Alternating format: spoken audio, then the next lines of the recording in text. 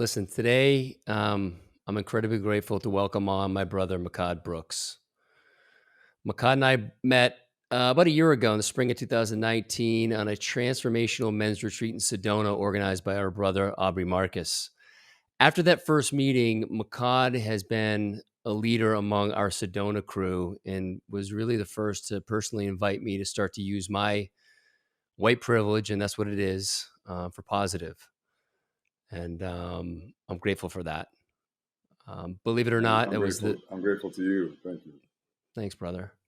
Well, believe it or not, that was my first real step into this conversation after 48 years. So it's never too late, folks. Never, never.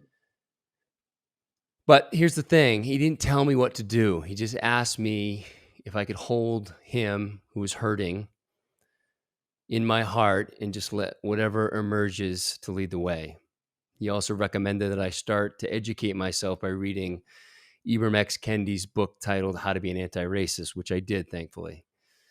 We'll be discussing this powerful and very insightful book during this episode. Now, Mehcad has been prolific on social media during this incredibly challenging period that hit a tipping point with the murder of George Floyd. He's emerged as a voice of a generation, and he has been deeply informed. He's shown love, compassion, honesty, and he shared his deep pain very vulnerably. He's also started the Church of Anti-Racism on Instagram, which is currently in the beginning stages of a 21-day anti-racist challenge. So I recommend you all join that, no matter if you start at day one, and it's already over. So it's worth your time. Now, to somewhat complete his bio, Mehcad, aside from this, he is a former Calvin Klein model. If you're watching on YouTube, you'll see why. He's a longtime Hollywood actor starring as Jax in the upcoming Mortal Kombat, and he's an incredibly talented musician. But way beyond that, his voice is as important as any that I could wish to have on The Great Unlearn, especially when the very premise of this podcast is to bring awareness to our conditioning, our inherited beliefs, and to begin to unlearn them. And if you don't believe that racism and racist ideas need to be unlearned, then I'm really not sure what to tell you, except just stay with us. In large part, it's not your fault.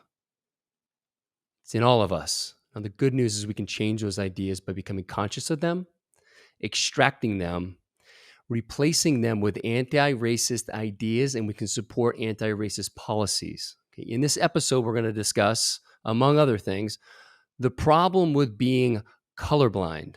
I've used that term in the past, and you'll understand why. We're going to talk about what Mehcad means by the talk that Black families have to have with their kids, sometimes as young as 7 and 8 years old. And if you're white like me, it's heartbreaking to even begin to think about this conversation.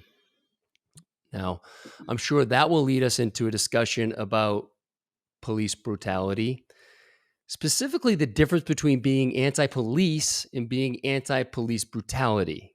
We'll discuss that as well. We'll also discuss his soon-to-be launched podcast called New Agreements and why that name is so appropriate, especially in all the work he's doing right now and trying to bring things to the greater awareness. I want to talk about what he's hoping to inspire with his Church of Anti-Racism. So we're going to talk about this. We're going to talk about a whole bunch more. Now, you've heard enough from me. I'm honored and deeply grateful to welcome on my brother, Mehcad Brooks. Honored to be here, brother. Thank you, Cal, for having me, man. Appreciate it. Yeah. My anti-racist brother. Yeah, I'm trying. No, you are. Listen, that's the whole thing. It's just about trying. That's what being anti-racist is. It's just about trying. If you're gonna just if you're gonna like put your head in the sand, then you're supporting a system that is debilitating people's ability to have quality lives, and protecting crippling oppression. So all you have to do is try. That's it. That's really it. You're not good. No one's going to be perfect. No one's going to get this right. But we have to try. Well, and I think the difficult thing, and I talked about it in the intro there, is that I think a lot of times being white you know the narrative. Well, no one wants to hear from a white guy. No one wants to hear from a someone of privilege. And well, actually, that's That's, the but voice see, that's been silent, that has needed to be heard. but here's the thing. Who told you that? Right? No one. Right. No one Matter did. of fact, we've been saying the opposite, bro. We've been saying the opposite for 100 years. Like, please speak up. Please speak Yeah. up for us. So they put it into your head that it's not your place. They put it into your head. Here's the thing. Where would we be as a country? Where would we be as a country if we hadn't made philosophers into cotton pickers? Where would we be as a country if we hadn't made doctors and thought leaders into tobacco planters? Where would we be? Where would we be if we had 15% of the population being as productive as they possibly could be without a crippling system of oppression stopping that growth? Where would we be? Like, I mean, imagine that country if everybody was given the chance to optimize their own potential without the impediments of oppression. And I want to make that distinction. Anti-racism is not about curing racism. That may never happen. Right? That's a philosophical, ideological belief. What our mission is to dismantle oppression and actually ask the question that we haven't asked ourselves in 500 years. Should systems of crippling oppression, or should systems of oppression at all, continue to exist? And what sort of consciousness are we in if we think that they should? Should we be asking the people who are trying to protect the oppression questions? Black Lives Matter, people can argue with the subtle nuances of the syntax all day. They can argue with what the meaning is all day. But they never ask. Those people don't ask what the meaning is. So I'll tell you. So I was going to say, let's share that. Yeah. Saying if anybody wanted to ever ask instead of argue, the black person in America is not fighting for the black person in America. They're fighting for the idea that America exists at all. They're fighting for the idea of democracy.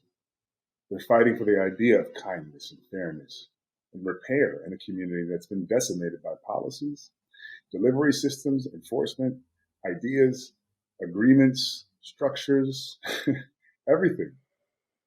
Everything.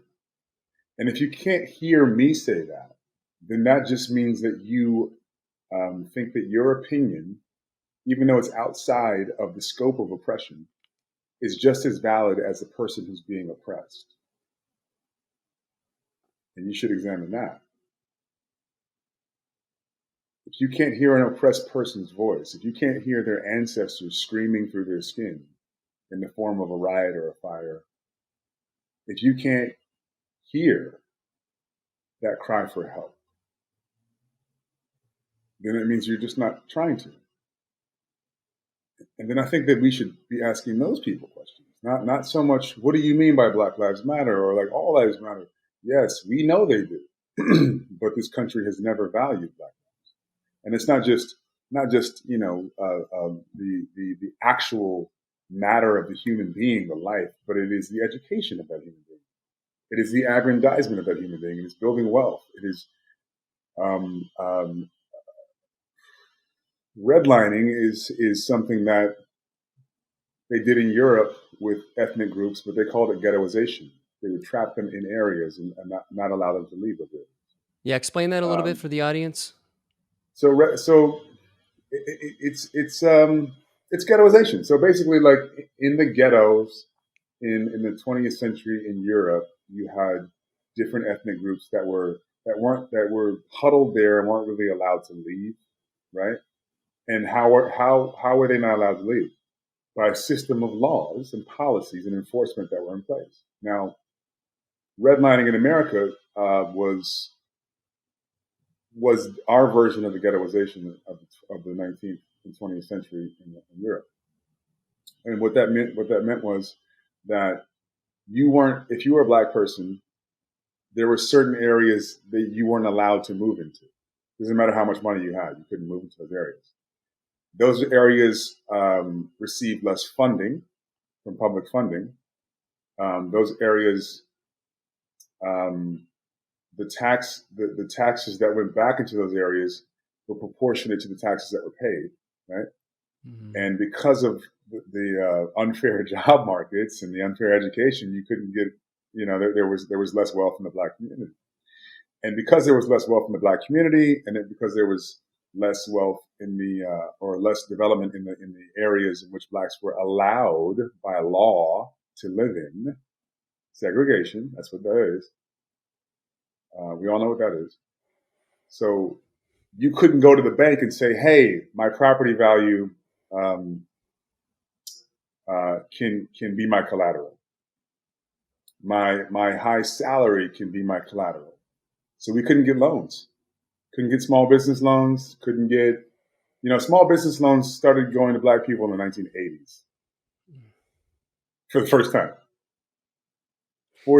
time. I was born in 1980. So if you got to think about that. Like, most people who don't understand Black Lives Matter, or they don't understand, or they want to say all lives matter, it's just a misunderstanding or an overlooking of history. And history is very important because it's why we are where we are today. So there's been a lot of systems in place that have withheld options and just enforced hegemony. And it's hard to describe because it's people. I know people get tired of hearing it, but we get tired of saying it. and yeah, fucking right. Yeah, and it's also it's also so hard to describe because if I tell you the truth, the honest to God truth is that ever since the first black person stepped foot in America, they were a hostage. 1619 on a pirate ship called the White Lion. We showed up on pirate ships. You know what I'm saying? That's how we started. Right? We were stolen cargo.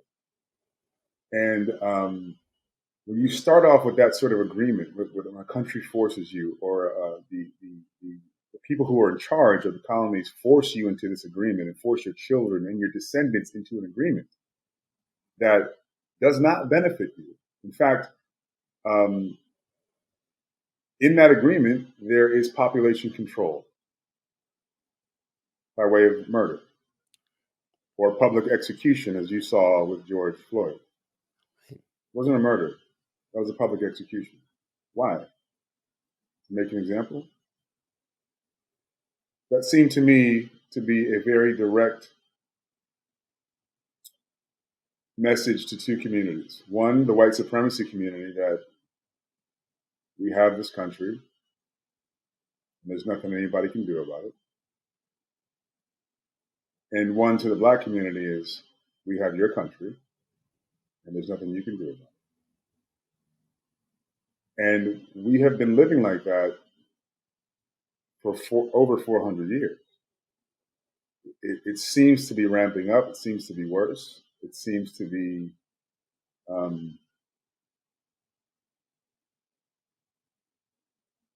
it's hard trying to discuss the severity of the situation with different ethnic groups, because every ethnic group, and as they should, has proprietorship over the atrocities that have been committed against them. Native Americans use genocide. The Jewish brothers and sisters use Holocaust. The Armenian brothers and sisters use genocide. We don't have a word. Racism is not strong enough. Whatever you want to call it, it's been a humanitarian crisis. You want to say, okay, so you could even say slavery was one. After slavery, it's been a humanitarian crisis since 1865. Because we were property. My ancestors were property of other people's ancestors. And once you stopped being property, you stopped being valuable. So once you stop being valuable, what do you do with those people? You control them. You create policies to keep them out of places. You demonize their behavior. You scapegoat them for things that are wrong in society. You get the ether of hatred surrounding them. So they live in a soup of unfairness, and you mute their voices. So no matter what they say, you don't believe them. They're untrustworthy. You paint them as untrustworthy. You paint them as takers. You paint them as freeloaders. You paint them as all these are criminal. And criminals is the worst one, because when you see a man executed on camera in broad daylight, people still go, well, what did he do? Yep. So it's deep, and it's a sickness almost that we all have in our heads, including me, because we were all raised in this racist container that we call a country. And there's nothing wrong with admitting to yourself, like, shit, I'm a little racist. I have racial bias. I have racial bias. You know why? Because we all do. We all do. We grew up in a place that our founding fathers were slave traders and genociders. We can't make moral examples of them. We wouldn't today. Would we make moral examples of human traffickers and genociders? I don't think so. No. I don't think that we would. I think we're better people than that. So any policies that came out of that low level of consciousness need to be re-examined for the people that are newly considered to be citizens, right? So we've never gotten the benefit of the doubt when it came to human rights. We still don't have human rights by law. We have civil rights, which are rarely enforced. Yeah, so explain the difference. But we do civil rights. Can you just be civil? Can you be civil, please? Right? Like civility. Like, so civil has to do with civics, which is like the balance of political structures and sociological structures, meaning that the right to vote, or the right to, or going to a better school if it's in your neighborhood. It used to be that you couldn't even go to that school if it was close to you because it was off limits to you. The chance of building wealth or aggrandizement, just basic ways that people take for granted of interacting with their own society. Those were withheld from us by law until 1965. But we still don't have human rights, which means you get third-degree murder for executing us in public, which means you don't go to jail at all sometimes if it's not on camera. You see what I mean? Yeah, and I think that's, obviously the good fortune of having that, but how many are not? And I think we've seen that there are ones that have caught on camera, but we're seeing a lot of these things in the way the police forces are set up, that they protect their brothers, and they get away, and in a lot of cases they get away with murder. And so before we get into that, because I think it's important, again, because your mom wrote an article recently, and she talked about, we're not anti-police, we're anti-police brutality. And that is a huge distinction. And that changes. So many people want to say, I've been called anti-police by some of the stuff I've written in my newsletter. And it's like, that's changing the argument. That's changing that's the same thing they do with Colin Kaepernick. But here's the thing. There's a small distinction, because police brutality is so ingrained in our police department. Because the history of policing is this. So obviously everybody knows, prior to 1776, or before the war, I think the war ended in 1782 or something like that. So we had British soldiers that were the Crown's protectorate in the colonies, right? So after they left, we didn't have any police. We didn't have any laws. So we had militias. Now, things were pretty lawless in early America. It was like the Wild West, but in the colonies. And the only thing that people thought was worth protecting was their property. What did property mean back then? My ancestors. Mm. So they deputized. So that you had the colony councils or whatever the case is, or basically like village councils at the time that would appoint deputies or magistrates, as they were called. And these magistrates would go around paying white citizens to police black people and police black lives. This started in the 1700s. Now, that the mentality started 200 years before that, 300 years before that. But, and I want to get back to that point because it's not like this has been forever. It's actually very new. Racism is extremely new to humanity. And it's extremely odd, and it's a very thinly veiled failure of consciousness, actually. It's very convenient for business. We'll get to that. But what happened, the history of policing is this.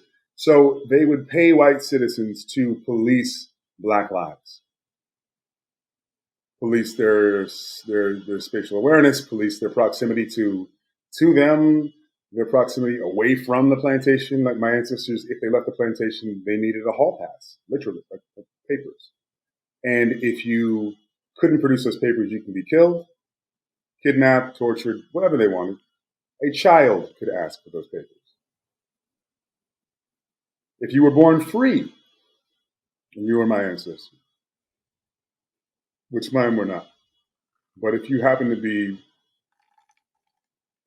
look like me in 1840, and you were born free, you also had to have freedom papers, which could be stolen from you. Or any white person could say, that's a forgery. And it's only their eye and their word that could police your life. So that failed because people were too busy, right? And it was too much work. So they started these tiny militias and these bounty hunters called slave catchers. And all too often, if business was slow, they would just tear up somebody's freedom papers and kidnap them and put them on a plantation. So even people who were freed by their own masters or freed in the master's will or whatever the case was, were put right back into slavery 2 years later, 3 years later, 10 years later, because the slave catcher wanted to make money. Slave catchers became a private organization, the Pinkertons, so on and so forth. Keep moving. Private security forces. And then that became the police. No shit. I did not know that. At the core of the police is policing, catching, discrediting, kidnapping, and degrading black lives. At the very core, at its center, at its nature. And it's never not done that. It's never not done that. And it's the same type of mentality that we have in a police force from 1850 or 1840 or 1810 to 2020. These guys have less training than hairdressers. That's a true story. You need more training to hold a blow dryer than a gun. So what kind of people are we asking to put on that uniform and do that job, that very chronically stressful job, which keeps you in a constant state of fight or flight? You need to have a master's degree. You shouldn't be able to go to 1 week of training with your inherent racial bias or whatever bad ideas you have, or your sexism, or whatever the case is, and then inflict and interject your poison, your psychological poison, with the power of your badge into society. That has to stop. So when my mother makes the distinction between police brutality and policing, in and of itself, these two things are one and the same in certain communities. And we're just trying to explain that we know that if you are not black or likely brown, that correlation seems so foreign. They're there to protect and serve. They might annoy you guys. Like, they might show up at the Totally. party. Yeah, they might show up at the party and annoy you guys, or you get your speeding ticket, or da da da da. But when I see a cop, I freeze. I we all do, and we're like, "Fuck, my life might be over in 5 minutes," and that's real. And listen. I'm not from the hood. I don't live in the hood. I've done very well for myself, and I feel that way. Um, it's not a class problem. It is a aesthetic problem that we have. It's a consciousness problem. Then my mother did write this article about the talk that every black family has to have with their children, and it's tough. I actually made that the anti-racist challenge for day 3 I started a 21-day anti-racist challenge, and day 3 is and it's for everybody. It's for every race. So like, because once again, we're all in that racially biased spectrum. Yeah, because I want to And talk about that as well, because I think that what I've found is, and again, the last 2 newsletters I put out, by and large, very well received, but I've used anti-racist in the title both times, and I think it is such a charge for some people.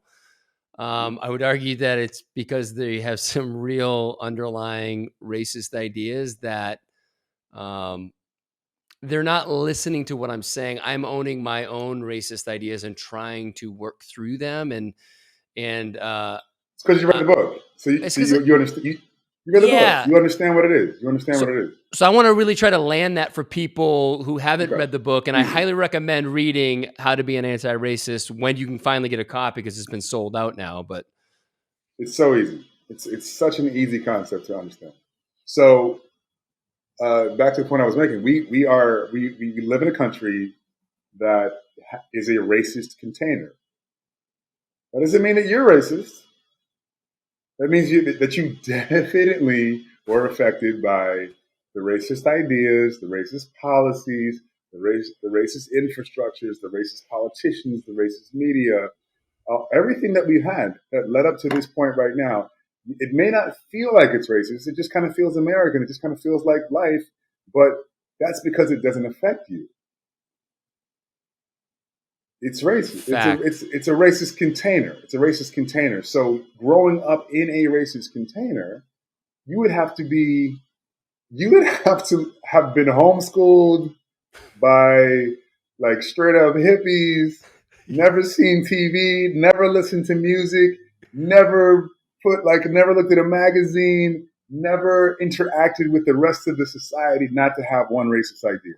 So it's kind of so really what this is it's a chance and an invitation to introspection, right? To look inside yourself and go, where do I have these racist ideas? And where do they come from? Because whatever preconceived notion that you have about people, you weren't born with those. You were born curious. Children are born curious of the world, and then society gives them answers. I'll give you one And then just to maybe make it a little easier for some people to touch too. Like, hey, when you're in college, was there a group of athletes, the lacrosse team, the hockey guys, whatever, that acted a particular, quote unquote, acted a particular way, and so you're just like, that's what these guys do. The Duke lacrosse team got obviously right, accused right, for rape. Now people would say, well, a that lot of was rape. part of their culture, right? So just to take it to just a different level for people, that while the lacrosse players aren't technically a race group, it's the same underlying principles, is that you take the behavior, and in that case, maybe not a great example because they were exonerated, but the you take the behavior of an individual or a couple of individuals, and then you just paint that whole group that you put together and say they're all like that. Well, I think the lacrosse example is flawed only because one, they were exonerated, and two, if you have a basketball team and one guy's molesting children on that team, and the other 11 don't say anything, they're all wrong, Yeah. right? So I'm just saying the it's grouping. Hey, the hockey right. guys are a bunch of It's drunks, and the this and the right. it's just the Well, idea that let's say the grouping. Black people are lazy. No, we're not. No, we're not. Like so there's a grouping of that. Black people can dance. No, we can't. All of us. I can't dance. you I mean, I can't. can move. Yeah. I can move. I can move, but I can't dance. Dance? No, I don't. Me and Will Smith cannot dance. There's two of us who can't dance. We can move. White people are what like for instance it Can't works dance. both White ways. people can't dance. White people can't White people jump. can't dance. White people can't dance or jump. Well, there's plenty of examples of white people who can dance and who can jump. So Yeah. you can't. So it's the grouping. You're right. Absolutely, you cannot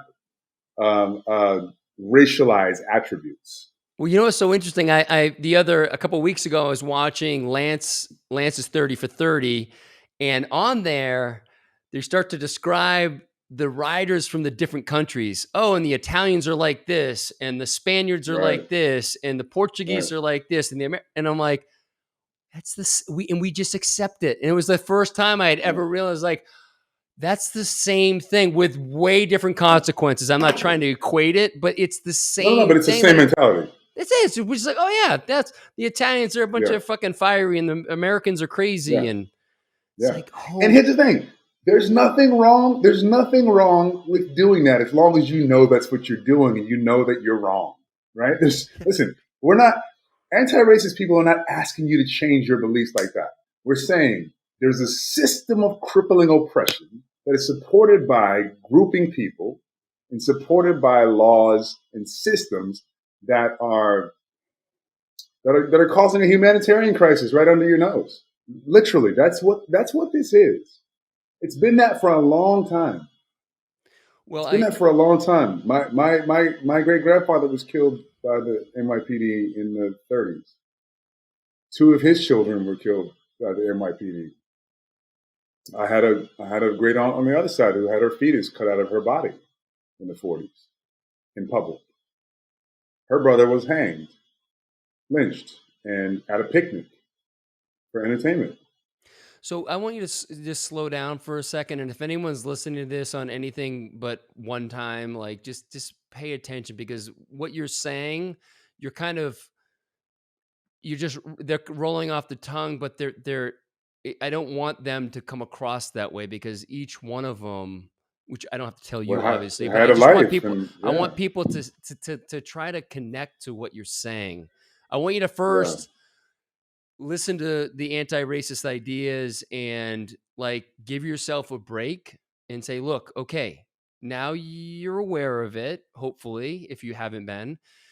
It's by and large not your fault. Like, let's start to do something about it. Let's identify those ideas when they come in. Let's remove them and put in ideas where we stop grouping people together and start to listen to the things that you're saying, whether it was back when you were talking about when they were redlining, what was happening there. Like these, there's just a lot that we're going to be talking about today, and I just don't want this to be a typical podcast where people are just like, I think it's important for us to slow down on this one for people. I agree. I agree. I guess I'll say it like this. So, like, because it's so complex, because the system is so complex. So, put it to you like this: Native American genocide.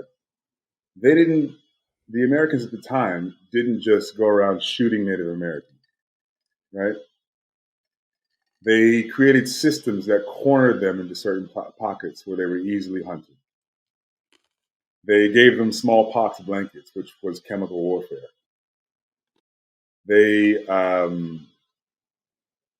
the way, they where I went to college, Amherst College, was we used to be called the Lord Jeffs, and they finally changed the name because he was one of those men genocide. who did that. Yeah. And honestly, when I was in college, I'm like, it's just the name. Again, my ignorant white Well, privilege. I Like, mean, here's the thing. I wouldn't even say white privilege is ignorant because it's well, not and your that, fault. mm. It's no, really. Here's the thing: the ignorance is your ancestors. The guilt is truly your ancestors. It's not even yours. You didn't create the system. You're just benefiting from it, and no one's even asking you to stop benefiting from it. We're just asking, can it stop killing people? Can it stop hurting people? Can we start a repair? Can we somehow get to a place where the acknowledgement of Black culture has been decimated by the policies of certain people's ancestors? So that's really what it is. I wouldn't call it ignorance. I would call it unawareness. And the thing about that is, how are you supposed to be aware when the system that was put into place was put into place to mute my voice? It was put into place so that you wouldn't listen to my voice. You wouldn't value my voice in the way that you would value someone else's. And that is not, I don't really blame white people for that. That's not, I don't know a lot of us that do. Some, yeah, of course, some are extremely angry. Some people are extremely, truly angry. Never seen people this angry, frankly. Not even, like, it's scary. Like, I don't know what's next. I really don't. But you have to understand that that anger is coming from a place of, 1865, Civil War won, or the Civil War was ended, and every Black person in America was given 40 acres and a mule, or promised 40 acres and a mule, and a chance, almost like a two-state solution, a chance to live by themselves without racism. Within 6 months' time, the new president, who's a slave owner, rescinded the offer and started a campaign of burning, pillaging, kidnapping, and re-enslaving Black people all across the South, and handing, land grabbing all the land that had been given to Black people and giving it back to Confederacy. Then, so in the early 1900s or late 1800s, Black people had built a city called Rosewood, which was a very financially prosperous city. And Rosewood, if you look it up, Rosewood suffered a horrible massacre. White people in the South at the time, white supremacists. I'm going to separate white people from white supremacists because it's not. It's just a small sect. It's a sect, right? That are very aggressive and have this mentality, same ideology as the people who committed the genocide against the Native Americans. Same ideology as the people who committed and denied the Holocaust. It's the same ideology. I don't know what you want to call them, but it's the same ideology. And they massacred enough people in Rosewood that most of the men, women, and children were massacred. So the city was decimated and never came back. 1921, from 1899 to 1921, Black people created their own Wall Street in Tulsa, Oklahoma. And it was quickly becoming as powerful and as prosperous as Wall Street.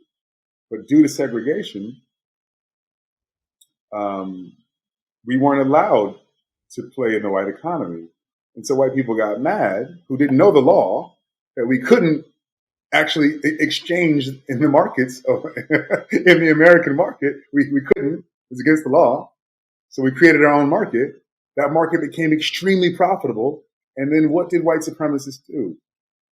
They got airplanes and they bombed it from the sky. And they killed 400 people, men, women, and children, and kidnapped the rest. So when you see the anger that people have a century later, it's because every single time, Black people have tried to pull themselves up by their bootstraps, which is what America's about. We've either been massacred, we've either had bombs dropped on us from the sky. Who had planes in 1921, bro? That was the Air Force. Damn. Think about that. That was the Air Force. There weren't a lot of private planes back then. and who had bombs. The U.S. government denies it, but who could it have been in 1921? Who would have allowed that to happen in 1921? Right? So you got to think about the concerted effort to try to keep us in a certain place, and why? Why would you try to keep people in a certain place rather than allow them to help the economy, help society? Well, ghettoization, redlining, keeping them in a place, same as you did in Native Americans, where they're easily hunted. I know that sounds crazy, or that sounds like paranoia. And there may be some paranoia in me because I've lived a traumatically, um, I, and every black person in America has had a traumatic relationship with our country. But it's not paranoia if you read history, you know history.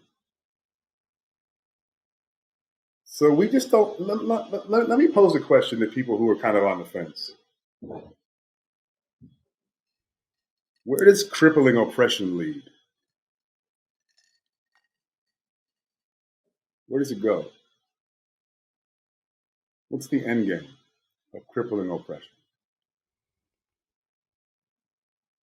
It's not aggrandizement. It's not a community pulling themselves out of something because you're not allowing it. The laws are not allowing it. The enforcement is not allowing it. So it leads to some sort of peaceful negotiation out of that process in the form of repair. It leads to refugee status. It leads to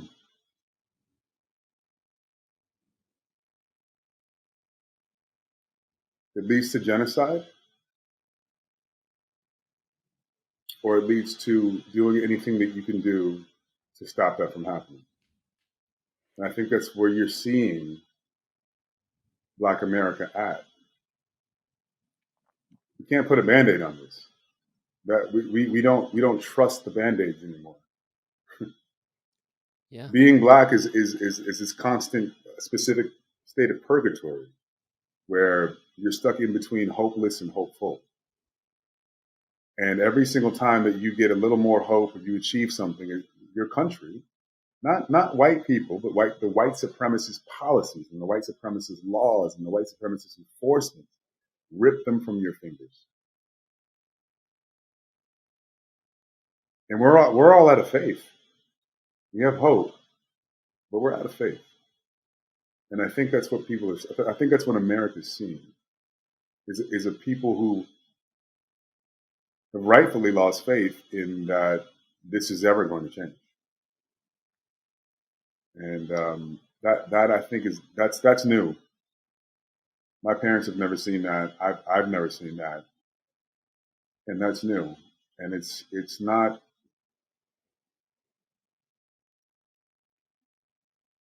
There's healthy ways out of this, and there's other ways out of this.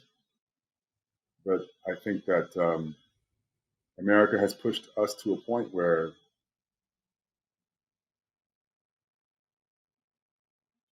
I had a friend commit suicide a week and a half ago. Ugh. Because of what racism has done in his life. Now, there's other people who handle it differently. I had a friend who checked herself into a mental institution. I've been severely depressed, up and down, and I get that way every time it's proven to us that our lives mean nothing. But it's a mental health concern. It has always been one, and I think we are just at a breaking point where something's got to give. We can't continue to live like this, and there's a lot of hope. There's a lot of hope for the future, at least in my heart. Well, I think if people don't have quite enough context for kind of what we're talking about, I think one other thing I'd like to point to is the documentary 13th on Yeah, Netflix, yeah, which I think speaks to, you know, you gave a very compelling case for the almost to the pre, what happened with the war on crime, the war on drugs, and basically just yeah. continuing that pipeline of really black men into the prisons, which have now become privatized, and that's its own issue. Um, Slavery, slavery. yeah, it is. It's just it's a I mean, well, and here's the thing. What do the prisoners do all day? they just work. They work Yeah. for how much money? Well, and so then, and I noticed that they said that they're basically started to figure out that they could farm the prisoners out, and so it just became like it's such an economy now, which is sickening to think about. I'll put to you this way. It is there are more black men in prison than there were on the plantation. Many of those black men are put into prison at the age of 13 or 14 years old because we don't have human rights. So I bet you made some stupid mistakes when you're 14, 15 years old, right? Oh God, yeah. Yeah, we all did. Yeah, we all did. What if you were your age now and were in prison because of those mistakes? Here's something else that happens. Happened to my cousin. You get arrested, and to be black in America, you don't have to do anything. You just get arrested. Like I've been arrested many times. We call that kidnapping. You guys call it arrested. It's true. True story. When you're driving down the street, and you see a black guy get arrested, and the first thing that happens, I think a lot of white people say is, "Oh, what did he do?" And racist or not, whatever the case is, you're like, "Oh, he's getting arrested. Like he must have done something." Period. That's people get arrested if they commit crimes, right? Hmm. Black people, we drive down the street, we see another black person get arrested, we're like, "Shit, I hope that person makes it because they're getting kidnapped." And at the very least, you got to pay $5 grand, $10 grand to get out of it. So if you don't have the $5 grand, And I'm gonna say, I feel like I read a stat that it's like 80 something percent of households don't have, I think, $500 in the bank. right? And So, so $5 grand is an exaggeration. That's if you get a lawyer. If you just want to pay bail out, normally $1,000. So it's more than what most people have laying around, right? So I've got cousins who got arrested for loitering and then spent 2 years in jail without a trial ugh. because they couldn't make bail. I'm glad you brought that up because that was, as I've been trying to educate myself, that's one of the areas that I think people, if they want to give their money, they want to support causes, is to these bail funds that literally um, will, You're freeing hostages. yeah, and they're, if you Yeah, really, don't, truly. Yeah, you're freeing like hostages. they lose their jobs because Yeah, they have to show up at work. They don't have, a boss yeah. that's like, oh yeah, sure, just show up when you can. Um, No, and also like if you spend enough time in jail, you know you're you're looked at as an inmate. And yeah. if you never got a trial, never got convicted of anything, you're still an inmate. And so I had a friend of mine. His episode will be out just prior to yours. A guy, Luke Ryan. He was actually on a Netflix special. I don't know if you saw it, called "How to Fix a Drug Scandal." Mm. And so, long. I'll get to the cut to the chase. There were basically two drug chemists at separate labs in Massachusetts that went rogue for different reasons. My Mm. friend Luke, he was my old college roommate, was the defense attorney representing a couple of the guys who had their drug samples were not properly. I'm not sure what happened to my video. I can see you, brother. You're Sorry, good. you can. I can't see you. Sorry about I'm that. here. I'm here. Your video's Yeah. showing up, and that's the one we're using. So All you right, still cool. look Sorry. you look handsome. Thank you. So Sorry Luke, about that. no, Luke represented a couple of the guys who had it really. The woman was had become a drug addict, one of the drug Hmm. chemists, and so there was a bunch of bad shit going on at the lab. Anyway, he was getting roadblocked left and right by the attorney general, and because they wanted to squash everything, right? That only happened to a couple of drug samples. It turns out it was almost 10 years worth, and because of his work, he got off, I want to say, over 10,000. He overturned over 10,000 drug convictions because the samples Mm. weren't done properly, which is an amazing story in itself. But he shared with me, he goes, yeah, these bail funds are really important because not only does the money stay with it, because if you give somebody $500 to bail them out of jail, you better believe they're going to show up at their court date. And so when they do, that $500 goes back, Absolutely. that $500 goes back to the fund. It's just one of these causes that really can maintain. I want to say one of the funds I saw, they had spent like, I don't know, $15 million and saved like 86,000 days of incarceration. Yeah. So it's, anyway, I think the bail fund, and I'll have links to that, or you can go to my website and you'll see some resources. I think the bail funds are a great way to kind of do that. Now, one of the things I did want to talk about, a common response by, people well-meaning and think they're saying the right thing and maybe do believe that they're colorblind, but the problem with saying that, and I mean, I can try to articulate it, but I would say it, or I'll hand it off to you. But I think the simplest way of describing why that is seen as problematic is because even if you are colorblind yourself, the system is not. exactly, yeah. So it's almost like saying, well, I'm not sexist. Yeah, but your daughter could grow up and get raped by her boss. So do you want that system for your daughter? Is that cool with you? If so, cool. Then just not be sexist. That's cool. But you need to be anti-sexist so Ah, that your daughter won't get raped by her boss. So your daughter doesn't get sexually harassed, or your wife doesn't get sexually harassed at work, or by a cop, or by blah blah blah blah blah. It's not about you. It's not. See, and I think that's the mistake that a lot of people make. Most people, there's a lot of love in this world. There's more love than there is hate. There's more people who are frightened and don't know where to start and don't know what to do. So they go, "Hey, I'm colorblind.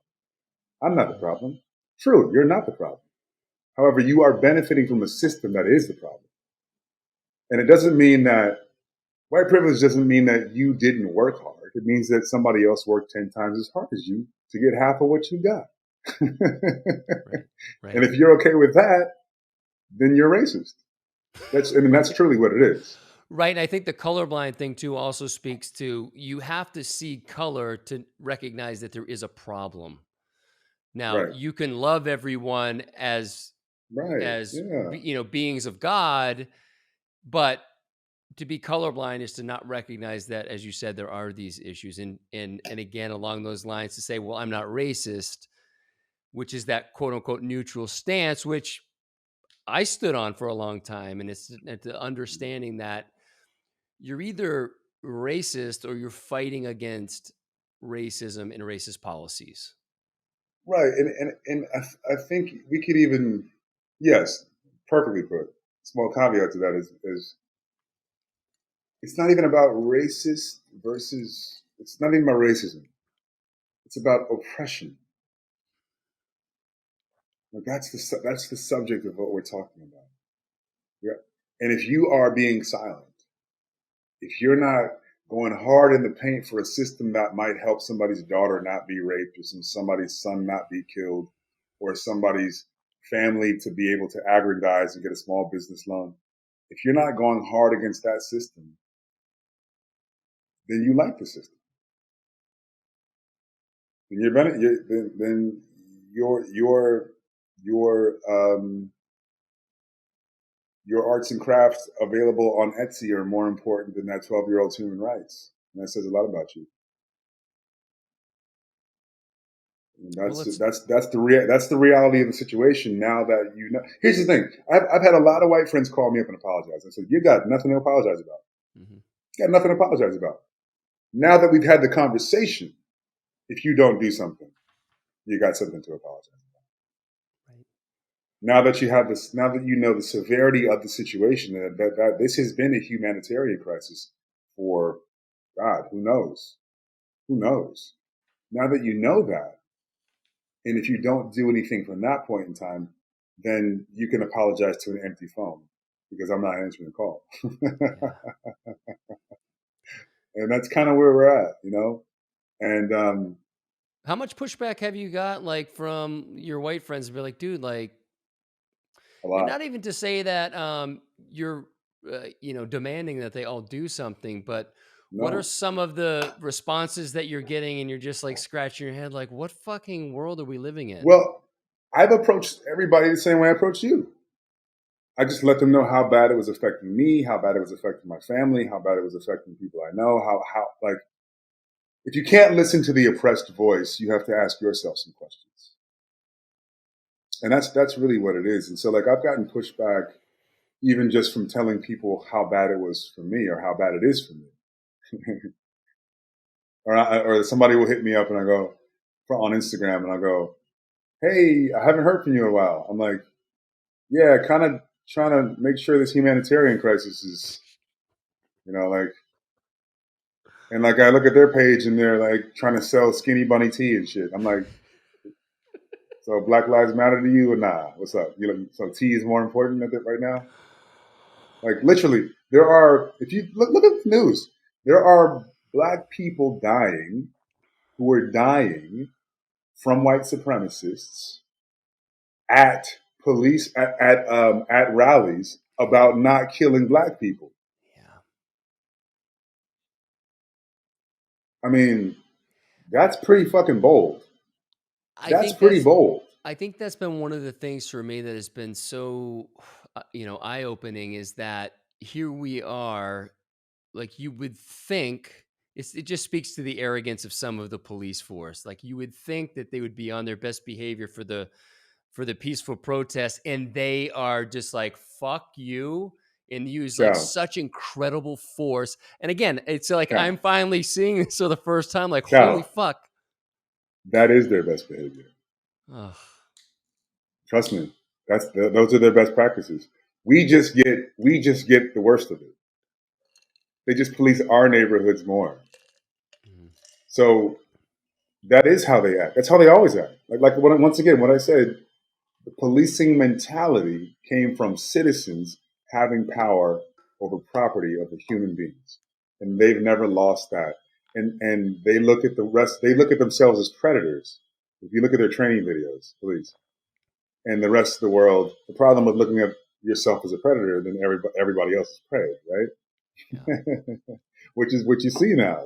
They spray first, ask questions later. They shoot first, ask questions later. They run you over with the car first and honk later, right? I don't it's I think a lot of people are looking at their country and going, God, what the fuck? What country is this? What Where the did fuck? where did I Right? wake up in? Yeah. I was born in this country. I know. You feel me? Like this is not new. Like this is not new to us. Like we're so decent. Listen, people go, "Oh, there's two Americas." There's not two Americas. There's one America, and there's a bunch of people living in a dimension that feels like Afghanistan. 40 million of us. I don't give a fuck if it's Jay-Z. He puts on the wrong outfit, gets in the wrong car, he's done. Could be, right? He's got just as much chance. Will Smith, just as much chance as getting taken. Just as much chance. They don't care. If they recognize him, oh shit, it's Will Smith. Leave him alone.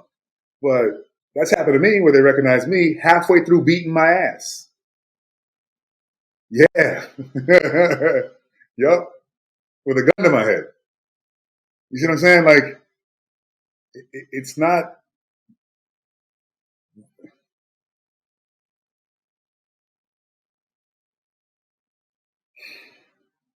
Take us back to that experience. There's so many of them. I mean, my first introduction with the police, I was 8 years old, and I was playing hide and go seek. Where were you living? Were you in Austin at this point? I was in Austin, but we were in Kerrville, Texas. We were at a wildlife reserve, and going to go see the animals the next day. And I was with my brothers and my cousin, and we were playing hide and go seek. And I was in the bushes with my little brother Ian, and hiding in the bushes. And next thing I know, we saw these red and blue, like, super bright lights and a flashlight, and people yelling, and grown men yelling at us to come out, stop hiding, and that, come out with our hands up and the whole thing. And we did, and we didn't know what was going on. And we're like, I'm 8, and they started interrogating us, and we didn't have any answers. Like, the oldest one of us was 12, and they handcuffed him and put him in the car because they just didn't believe. They were policing the proximity to. They were policing their discomfort of our proximity to them and other white people, right? And they kept saying, "What are you guys doing here?" And like just that kind of stuff like that. And like I damn near pissed in my pants. And my brother kind of was like, kind of took control. He had to grow up in an instant, like 10 years old. And he said, let us talk to our parents. They're here. Let us talk to our parents. And so they handcuffed him and they handcuffed me. And I started I got really afraid. And I was like kind of moving around. And so the cop shoved my face against the wall. And I just remember I just froze. I just broke, I had like an out of body experience, like it's child abuse. And the cuffs were too small for me. So they fell off.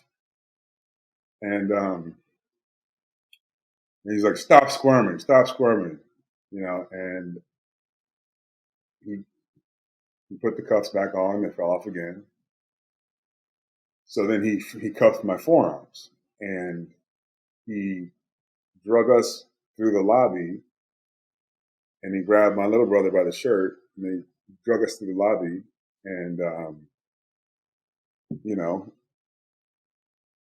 I'd only seen handcuffs in movies, and I was thinking like, fuck, what do we do? Like, what did we do? Like, was this some curfew thing? Like, what did my parents call them? Like, what happened? So we get to my parents' room, and my mom's freaking out. My dad stays pretty calm. He's from Texas, so he knows what's going on. My mom's from New York, so it's a little different. And your dad's an attorney, But is that right? At the time, he was Assistant Attorney General of Texas at the time. And the cops roughed up his kids and arrested them for playing hide and go seek. He had to, as the Assistant Attorney General of Texas, he couldn't even get angry. He had to go very calmly and get our older cousin from the car and negotiate his release. Because the cops were saying that we were breaking into cars. His 8-year-old son, breaking into cars. When I was 12, I was playing outside of my school, and my friends left, and then these 2 cops rolled up on me and pulled a gun out of me. Said I need to be taught a lesson. When I was 13, I was playing in my front lawn, and these cops drove up and asked me and my brother what we were doing there. And said, we live here. I said, let's see some ID. I go, I'm 13, I don't have ID.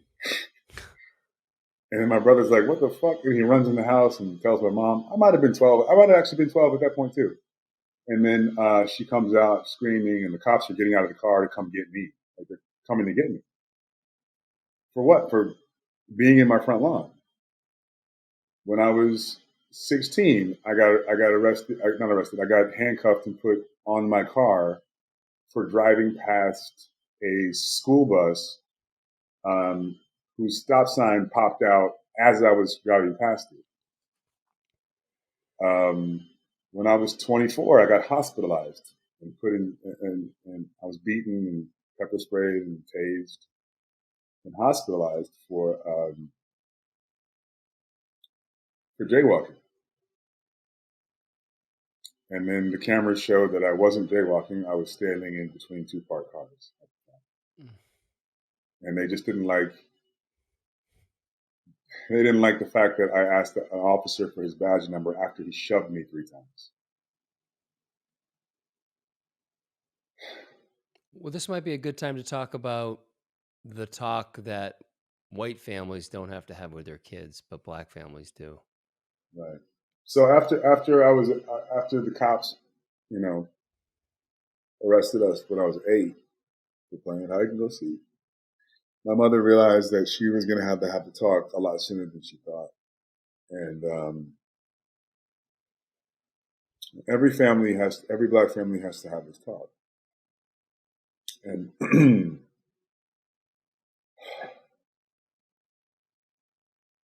and it's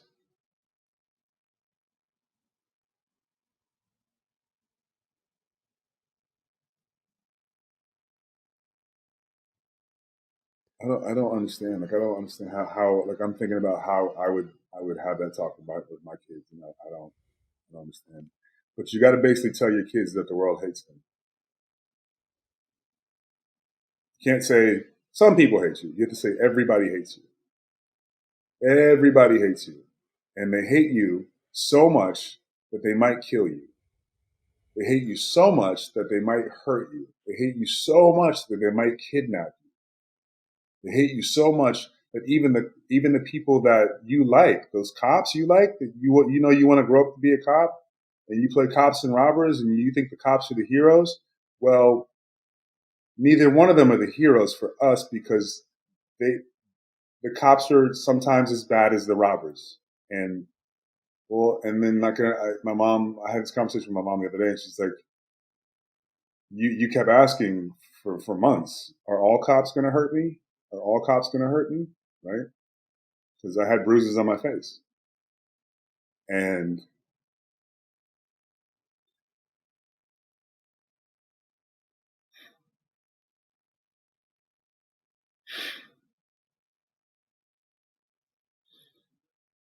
What's this bringing up for you?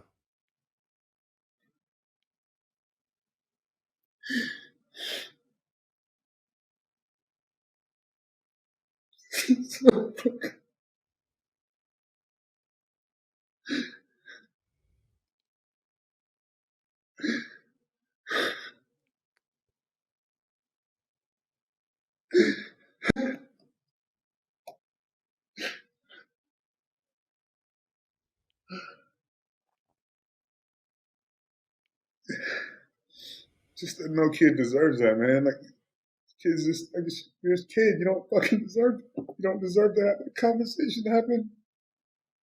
You don't deserve to have police beat the shit out of you or rough you up or arrest you and interrogate you from the time you're 8 years old. You just don't fucking deserve it.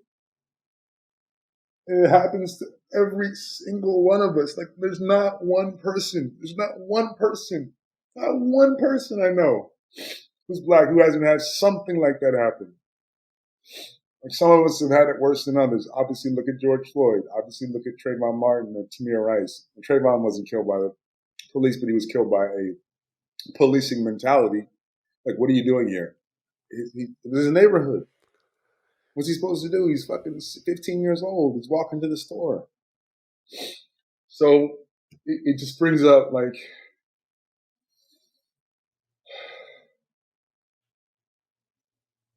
it's just that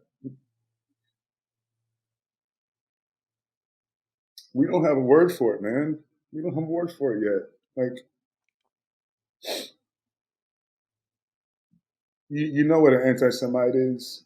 You know what the Holocaust was. You know what genocide is. You know what all these things are. We don't have a word for the atrocity that's been done to us for over 400 years, probably until about 90 seconds ago. And it's just frustrating to sit around and try to have debates with people about the nuances of syntax. Because you're just not trying to have the conversation. You're just not trying to have the conversation that children are fucking dying. Children are dying.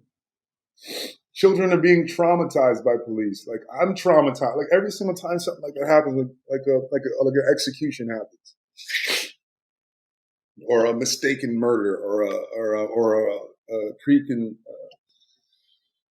premeditated murder, or whatever the case is, an assault, anything like that happens and it's national news.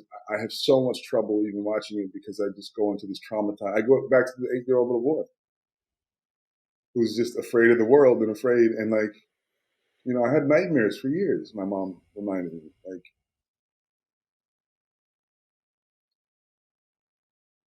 it's just too much. It's too much to ask of children. It's too much to ask of parents. It's too much to ask of families. It's just too much. And I think 10, 15 years from now, if this goes the right way, and I hope it does, I hope it goes the right way. If this goes the right way, we're going to look back and be like, how the fuck did we ever let that happen for so long? I hope. I really hope. Because once again, where does crippling oppression lead? Where does it go? Where does it go? What's next for the American Negro? What do you have in store for us now? You're already publicly executing us. So what's next? What you got for us?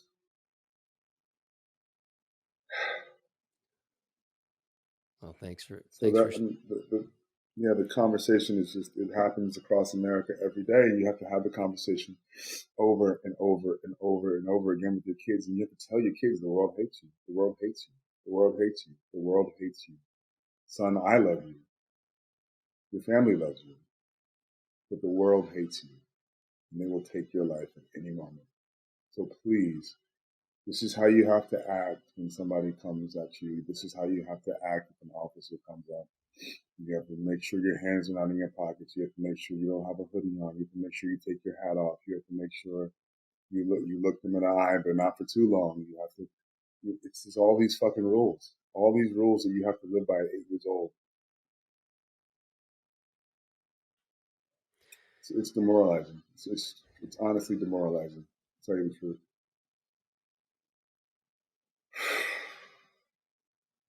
Well, as you mentioned, it was the day 3 of the anti-racist challenge, and I sat down yesterday to do that practice, and I couldn't get the words out. I couldn't get the words down, and I would suggest to anyone to really join this, the anti-racist challenge. And if you don't, then just try to write down what that talk would look like for your 12-year-old.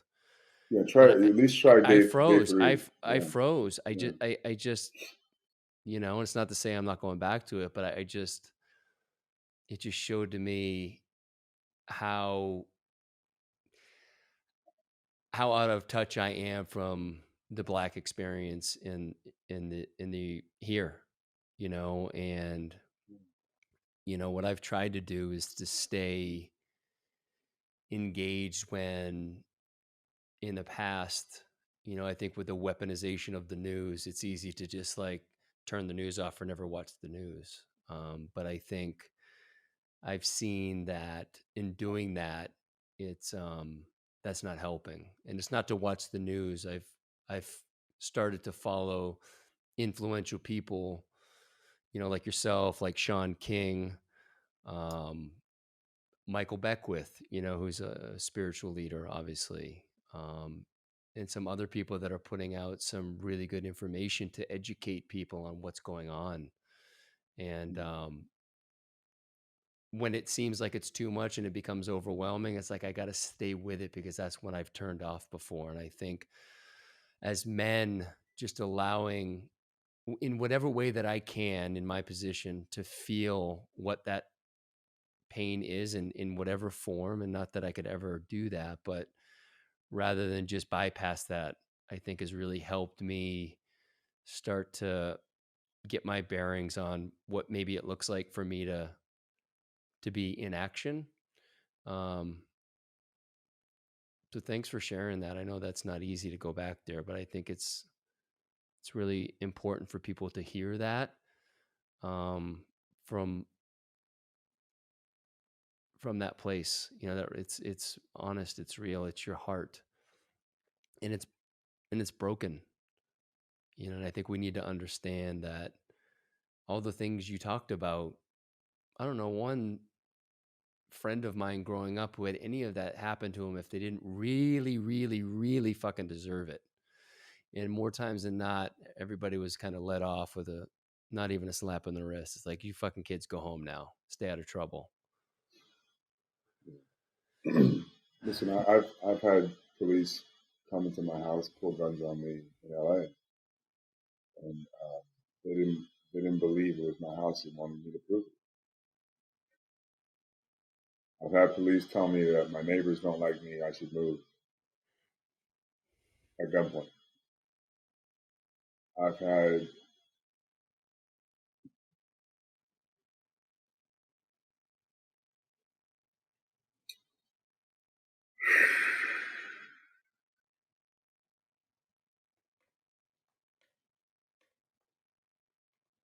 you ever think about, let me ask you a question, and then I'd like to answer that question. So you ever think about if you could have dinner with anybody in space time, who would that be?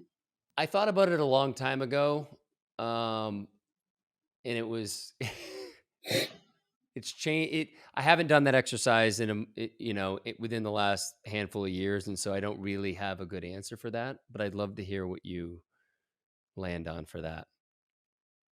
Well, the reason I ask, because there's a study done that who you the first person that comes to your mind is where your psychology is, obviously. Right? And after Ahmaud Arbery,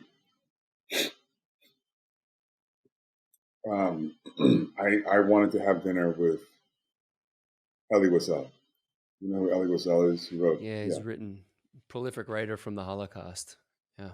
Right. Romanian born, died as an American citizen, but he wrote 56, 60 books, something like that. I read 8 of them, probably close to that. And he's my favorite writer. Like I don't know what it was. I would read his books. I started reading his books at 12, 13 years old, and they just touched me in such a way where I just felt like I was there. Right? I just felt I could hear the violins. I could like the way he would describe things. I was like, wow, this is amazing. I almost smell the train or smell the whatever he was describing. There's something that spoke to me about his writing. And I have a lot of questions for him. And that first question I would ask him is, because a lot of the things that I'm dealing with and what I'm trying to focus on is the specificity of Black trauma. That we have a level of trauma that has never been addressed because that's not really been available to our community, one. And two, overwhelmingly, it's been looked at as weakness in our community. Because, our grandparents didn't do that. We just got over it. But I have a lot of questions because I'm a very sensitive person, as you know. And, I think you and I are peas in a pod in that way. Like we're very in touch with the feminine, very, very Cry at the drop of a hat.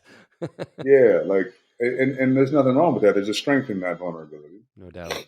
I agree. Helps you get past things and helps you get over things that you really shouldn't carry because none of this is ours. None of this is yours. It's experiences that we have that we have to let go of. And so I'd have some questions for Elie. And I would say, when you notice the Romanian people, the German people, spewing hate about your kind, so much so that it was palpable in the ether, and that policies and structures and enforcement backed up that hate. How did you deal with the chronic stress of that? And then when you were ghettoized and not allowed to leave certain areas, and you were certain areas of the city that were easily blocked off. The water supply was easily controlled. Population density was high, which we know scientifically causes a lessening of the quality of life and the length of life, and worse health, and crime goes up. And then you were blamed for these scientific factors. How did you deal with the chronic stress of that? And then because there wasn't a lot of room to play, there's no parks in the ghetto really. So like you guys were on the street hanging out, boys will be boys, just being teenagers. And the Romanians would walk by, or the Germans would walk by, and they would say, "Oh, those people." How did you deal with the disrespect of that?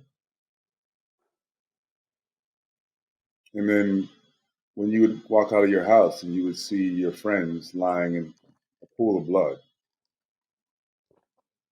having been killed in broad daylight by the Gestapo, for everybody to see, in broad daylight, in the afternoon, in the middle of the street, in your neighborhood, while they stare at you and smile. And then the Gestapo makes up any excuse they want to about what he did 4 years ago, 2 years ago, 6 months ago, but nothing that afternoon.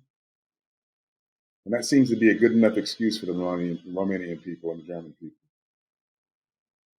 And you knew he was a good guy. You knew he didn't deserve that. How'd you deal with the chronic stress of that? And then as more of your friends ended up like that, more of your friends ended up like that. How did you deal with the chronic stress of that? And then when they came to get you, when they loaded you into the buses to take you to the trains, did you ask yourself a different question? Did you say, surely the good Romanian people, the good German people will stop this because they got to see what's happening. They got to see what's going on, right? Surely they'll put an end to this, right? Yeah, of course. Because my voice has been muted so much that no one believes when I yell. No one believes that we're being scapegoated. No one believes that that guy didn't do anything. It's up for debate when it comes to my people. But surely the good Romanians, surely the good Germans will stop this from happening. And then when they didn't, and you got to the camps, and you realized no one was coming, did you ask yourself a different question? What should I have done differently? How loud should I have rang that alarm? And then I would ask him one last question. I would ask him if he had any advice for me. Because he made it. He was able to tell that story. He's sitting here now, and I'd like to sit there when I'm his age. I'd like to help the person who's asking me the same question in the future. And then I would leave that dinner with a question for the world.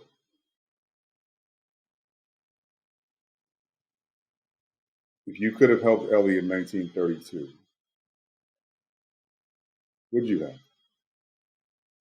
And if you would help him, why won't you help me? We don't have a word.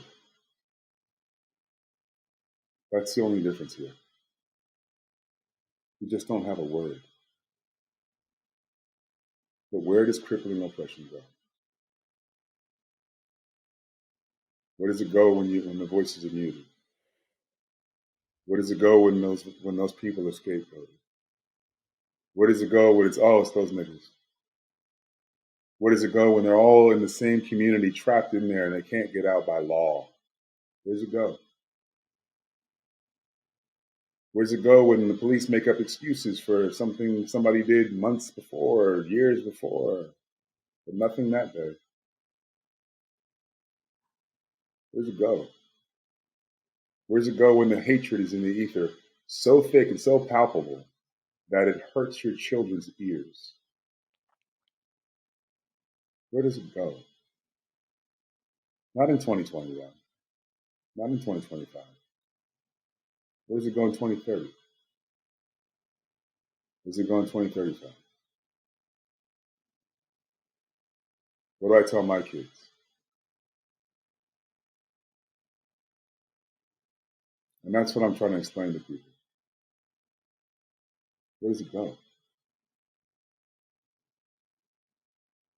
Well, I love the example because I think a lot of us have seen movies, read stories about the Holocaust, and it's like, how the fuck did that happen? And then the Americans came in, right? And the war and all that. It's like, okay, but what would you have done, if you were there? And Sadly, the Americans were partnered up with the Nazis until the business didn't work out in the late 30s.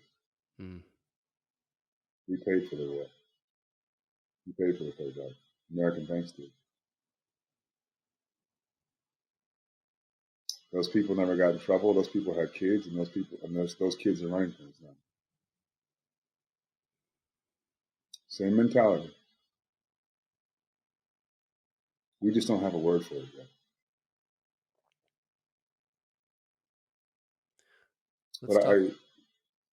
Yeah. Well, I was gonna say, let's talk a little bit about your inspiration for the Church of Anti-Racism that you've started on Instagram. And what are you hoping to? What do you, yeah. What is the vision? Yeah. Well, it's like this. So, if you look at the history of racism, as you know because you read the book, it is a 15th century invention to make a Portuguese king feel better about his life.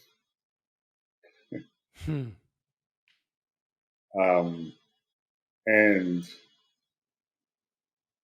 so let's do a little history lesson. Very, very quick history lesson for people.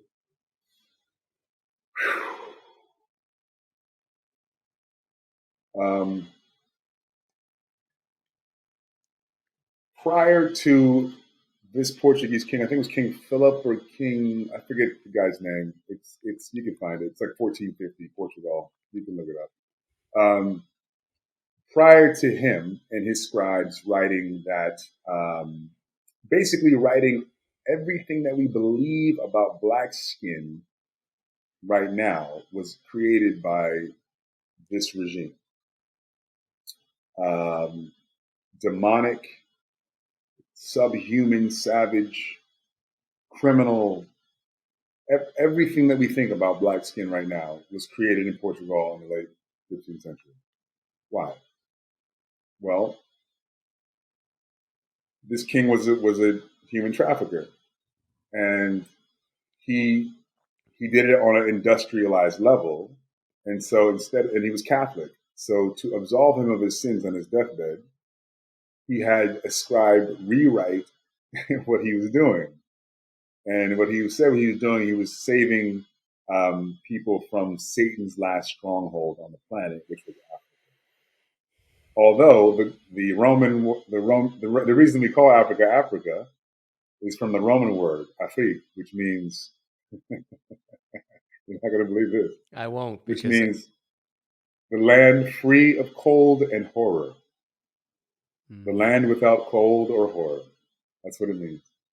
So why? And the Romans knew that, and they interacted with Africa for centuries. But this Portuguese king who stole children for raping and working decided to change that story. And as one of the most powerful kings in Europe at the time, he was able to influence a lot of people that was true.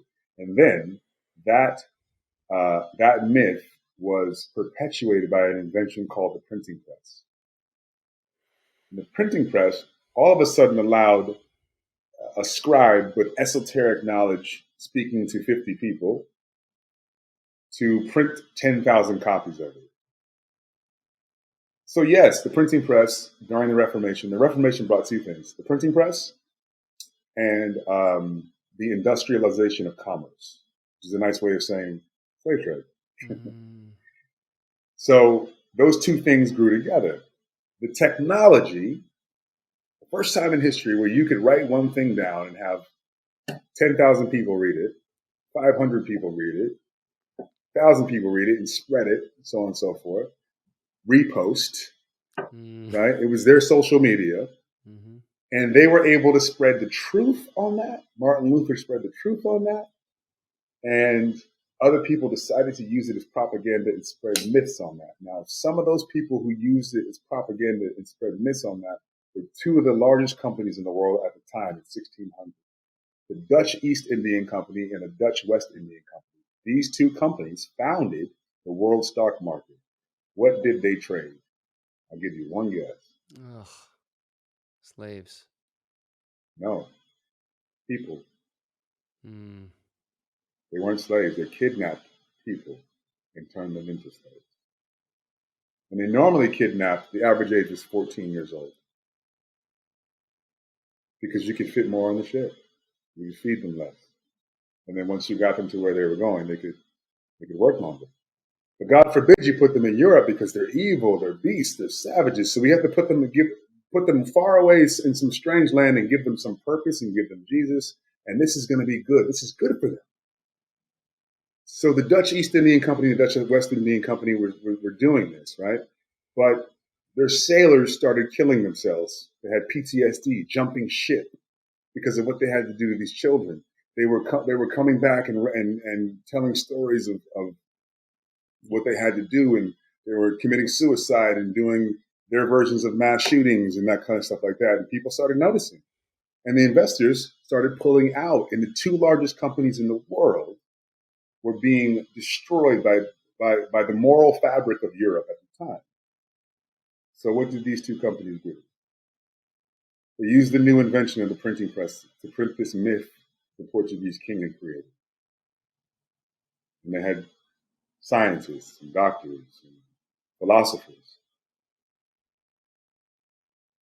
quoted in these myths, in these pamphlets, to make 15th and 16th century pirates feel better about what they were doing. 16th and 17th century pirates and investors to feel better about what they were doing.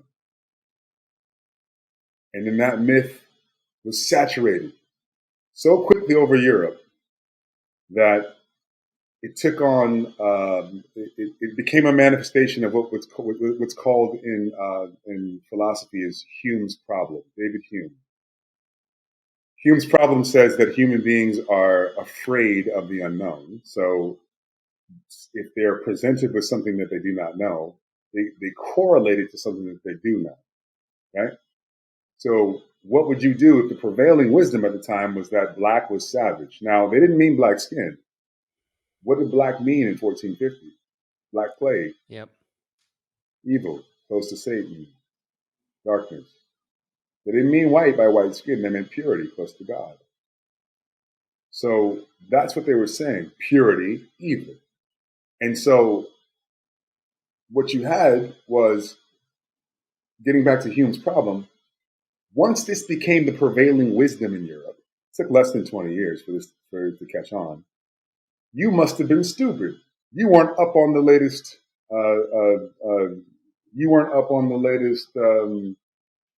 Research if you didn't know that Africans were evil. If you didn't know that these people were beasts and problems, and we should save them and move them from one place to another, so that we can pull them out of this savagery and Satan's grip, and we can make some money off of it too. That is where it comes from.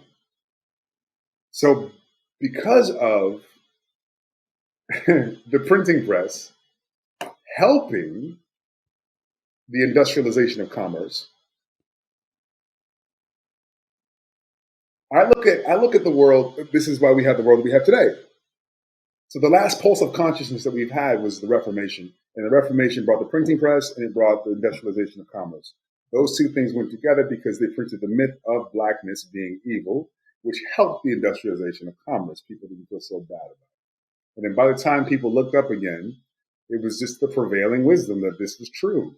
And nobody questioned it because they didn't want to feel stupid or afraid. Mm-hmm. Psychology. So I look at the world as pulses of consciousness. Pulses of consciousness last in between 300 and 400 years, right? Before the Reformation, you had the Renaissance, right? Those brought in two different things. Like, so the Reformation increased women's role in society. It increased knowledge and myth and propaganda. It was the first time propaganda was widely spread. Well, what do we have now? We have social media. That's our printing press. And anytime you have an explosion of consciousness, you create something new. You create a new way to expose that consciousness to other people, but also propaganda to other people. Mm-hmm. But if truth wins out, so here's the thing, no matter what happens, the printing press, the invention itself, from the new consciousness will create a boom in the economy, which will create a boom in another market. Always does, always will, always has. Even through Stone Age economics, it always has. It's whether that piece of technology is commandeered by the truth or whether it's commandeered by propaganda depends on the next 300 to 400 years of existence. I'm just trying to make sure that the next 300 to 400 years of existence is based in truth. Because the last 300 to 400 years has been based in a great lie. And it's caused a great amount of pain and a great amount of decimation to half the world. Stand on the equator, facing west. Look to your right. Every country you see to your right is doing just fine. Like, there's a lot of systemic problems, a lot of sociological problems, but they're not broke. First world, football stadiums, paved roads, fresh water, food supply, medical supply, everything's fine. Look to your left. Anywhere in the world. Anywhere in the world. Decimated. Because of the pulse of consciousness of the Reformation. Because of the spreading of the propaganda through the new technology, which helped spark commerce through propaganda. I want to spark commerce through kindness. I want to spark a kindness revolution. I want to spark a cooperation revolution. I want to spark a love revolution. We have not thought in this consciousness yet that we can create markets on kindness, that we can create markets on repair. What if we did reparations to the entire African diaspora? What would that look like? Well, you'd have a world boom. A world boom. The Caribbean is all about tourism. Putting that hands into the hands of the people who were decimated by the Reformation would just create more hotels. It would just create more ships, more yachts, more fun, more restaurants. Putting that money into the Black economy in America would just make me a job creator, and I would hire everybody. Well, you would be able to buy, yeah. Well, the simple fact that with the what we saw with the coronavirus and COVID-19 was that our government just scratched a check for $3 trillion. Just like, you motherfuckers been sitting on this all along, and what that crazy, could bro. do. Like, I can't believe it. Okay, so here's the estimate of what the U.S. government would owe us just based on the treaty that they broke with the Black Americans would be $4 trillion. They just coughed up two rounds of like $6 trillion in all, right? So $3 trillion. They're like, oh, we don't have it. COVID. Here you go. What? So you got to look at that, because it's not like just because people don't know our history doesn't mean we don't know our history. Doesn't mean that we don't know that it's not reparations. It's a return on investment. It's a return on some blood and sweat equity from building the country, from building the entire northern hemisphere around the world. We have a chance to repair things. And I really do believe that this is a pulse of consciousness. We had the Reformation. I believe that this is something called the Great Repair. I believe that we have the opportunity. We've been given the greatest spiritual invitation that mankind has ever known. That we have been given the opportunity to repair the consciousness, not just of America, but of the entire world. The entire world benefited from the consciousness of the Reformation, using propaganda in new technology to spark a new type of economy. What if we used our new technology with truth to spark a new boom in the world economy? One that was fair, one that was needed, one that was reparative. Like Africa is decimated. 1.4 billion people, the most natural resources in the world, but they're being siphoned out because of the pulse of consciousness that we had in the Reformation. What if you gave those people control again of their own space? They don't want to keep people out. They want business. They want to be first world. Nigeria is 80 million people. We're not selling products to Nigeria like we could be because they don't really fuck with us. And why would they? Like we got to think differently about what the next 100 years could look like, what the next 300 years could look like. We're all coming back. Yeah, that's right. We're all coming back. So like, if we want to do this, if we want to keep fighting the same fucking fight for 200 years and 300 years, and then your next life you come and you're like, God damn, I'm still doing this shit. Damn, this is crazy. Why am I still fighting? Why am I still fighting this Portuguese king's idea? What? This is crazy. Tell me this. This may sound like a silly question. It's not a silly question. Your understanding and knowledge of history, and I know you could obviously you need to know your history, but you know your history, you know the history so well. How long have you been? You have to have a deep interest in it to know it as well as you do. Like what was there a moment that you're like, I need to fucking know this? Or did just something you've always picked up and you've always read about and it's always Well, the sad part is this. Here's the sad part. A lot of black people know this. It's called Black history. Yeah. We have Black history because they took this part out of the history so that white people, good, well-meaning white people, would be like, why are these motherfuckers so angry? Why are they so upset? Why are they so decimated? Why? Well, it was the program. It was the system. So a lot of people don't know about. I mean, like, I don't know anybody else who's speaking publicly about the next pulse of consciousness, but I think your listeners, they can feel it. Yeah. They feel the invitation to consciousness. They feel it. And I think people are starting to call this the awakening, and whatever you want to call it. But I think, where do you go with that awakening? And I think where you go with that awakening is you spend the next couple of decades, the next few decades, the next century repairing what the last 500 years has done to the world. And that's not to say that your life is going to change at all. It just means my children's life is going to change. And that's great. That's a good thing. That means that, listen, I have, I'll be honest. I'll be 100% honest. If this country didn't hate me, I would have already been financed for 2 different apps, for sure. For sure. I was in a tech meeting one time, and they were so close to giving me $30 million. And they just wanted to know who I was partnering up with. And I was just like, well, I just really haven't gotten that place yet. So on and so forth. And we had a series of meetings. And it finally got down to the place where I got really friendly with them. And I said,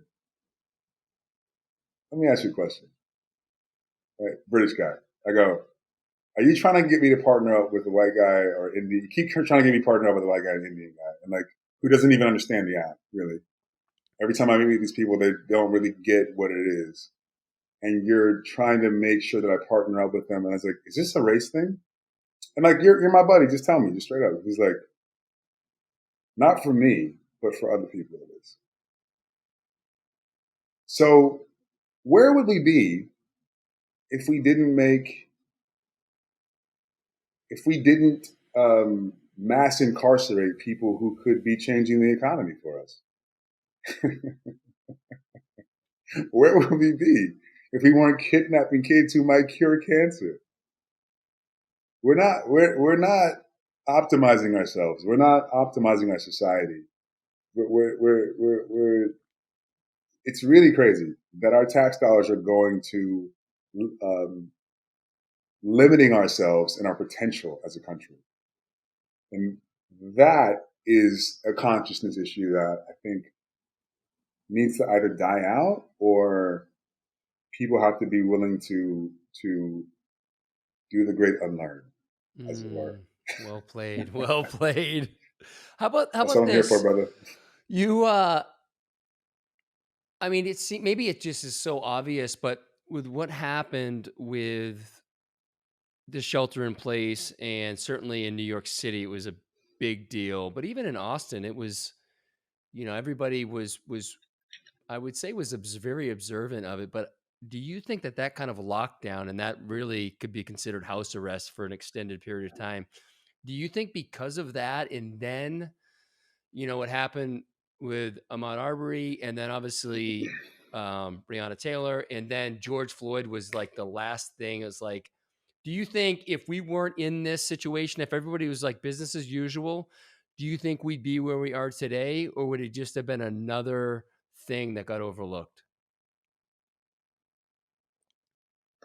Because I would say, you talk about consciousness, the collective consciousness has been on edge for a while.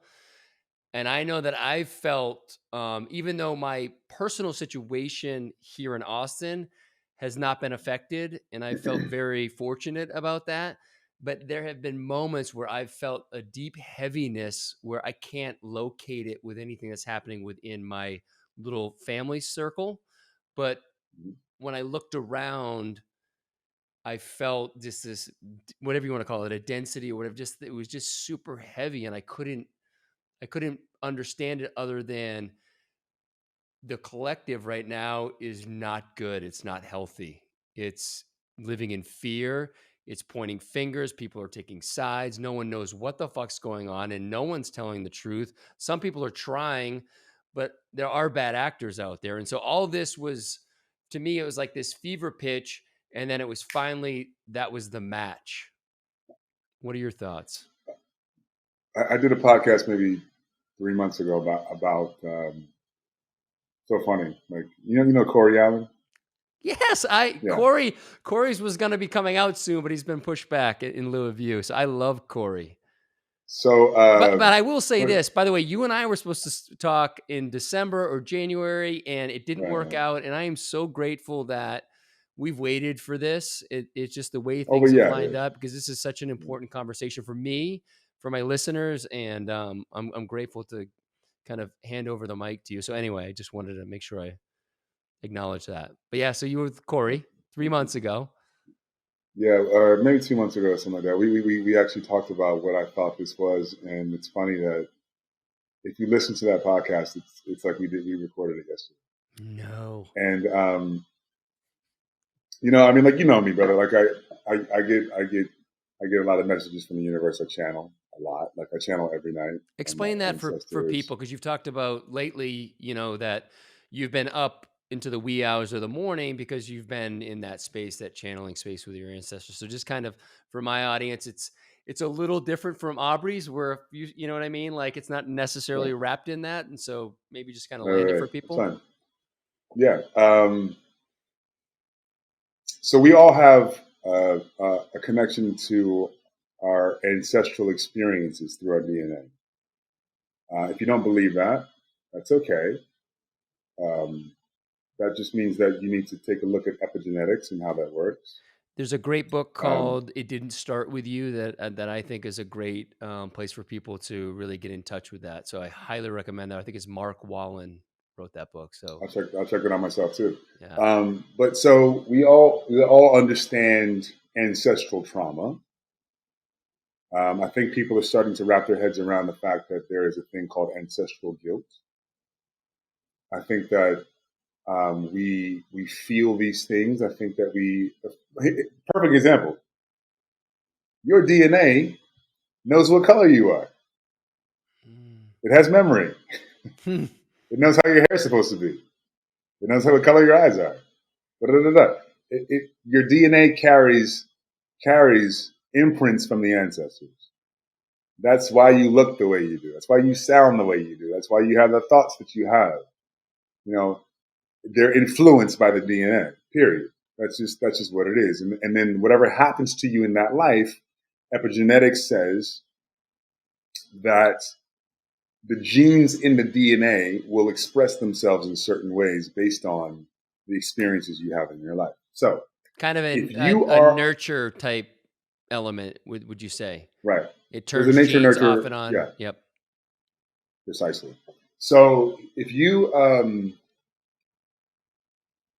aware of ancestral trauma, if you're aware of the fact that you look the way that you do because of the DNA, right, then you can understand this.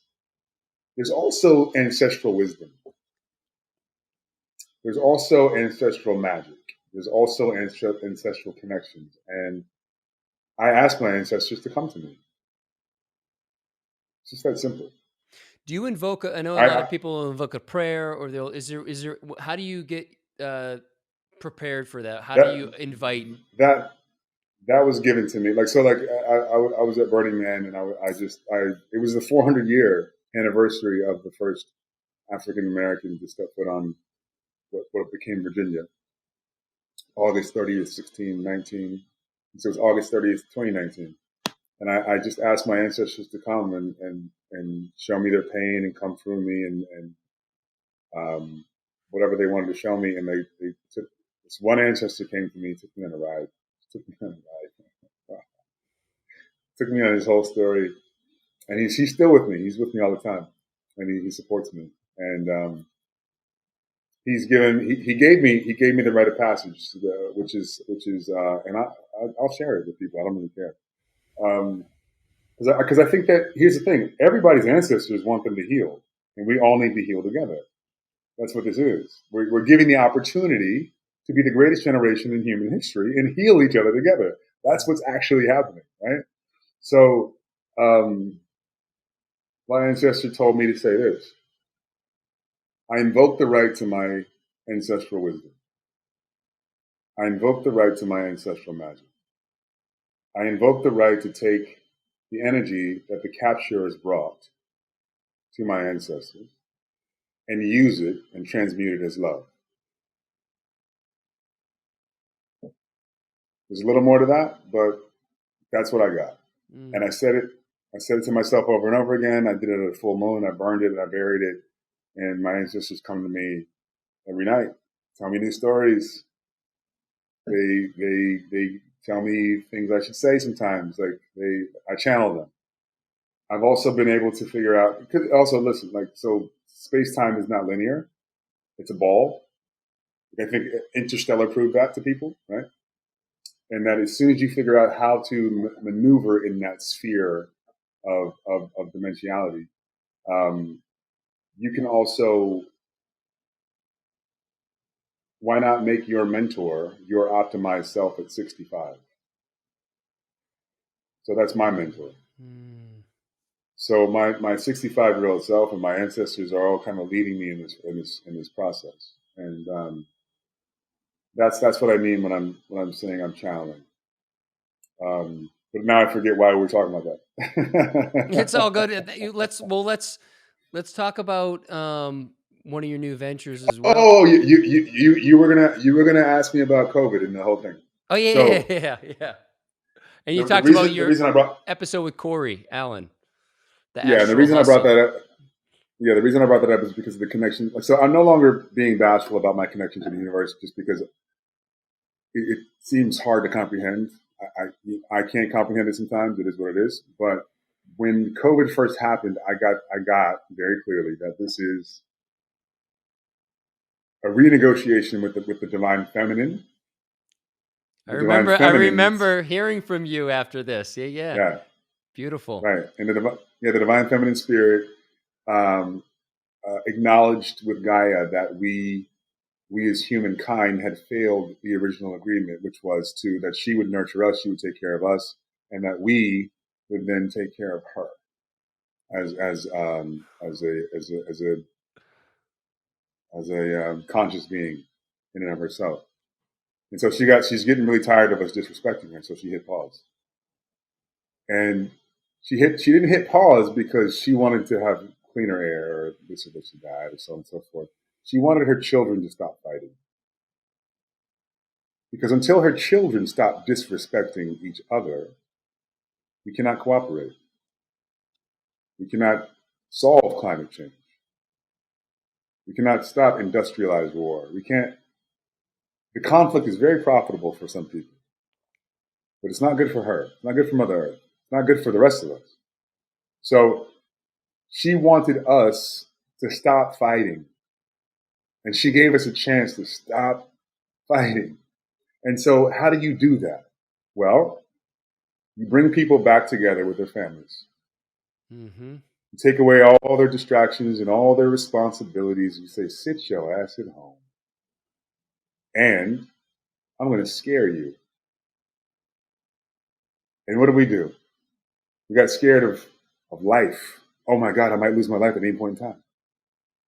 And then we became selfish as fuck, evidenced by the great toilet paper riots. Fuck yeah. Right?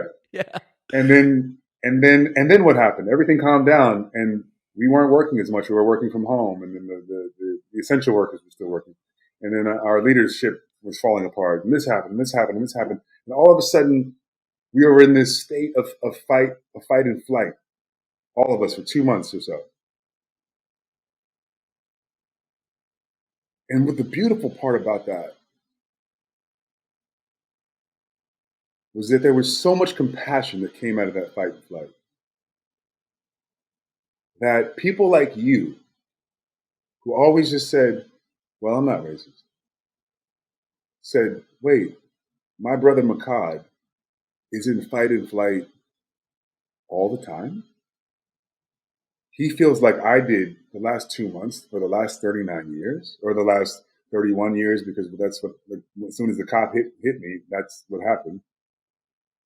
Like always looking over your shoulder, especially if you see a badge, right?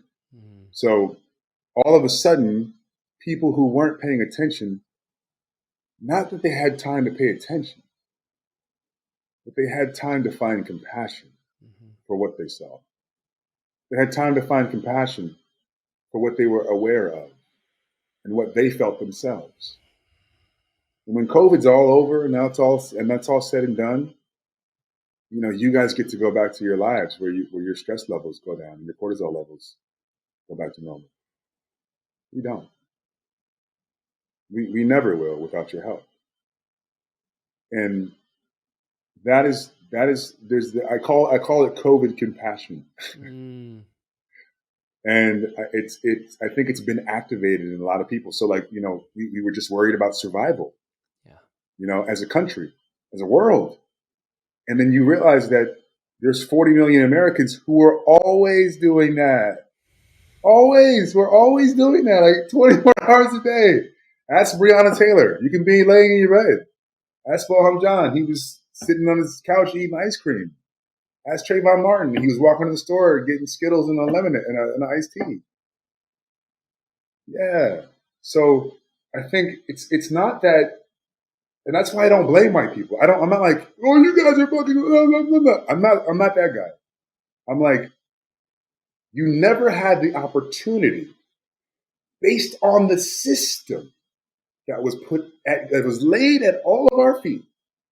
You never had the opportunity to have compassion for my situation because you never felt it. And once you felt it for 2 months, you decided to do something about it.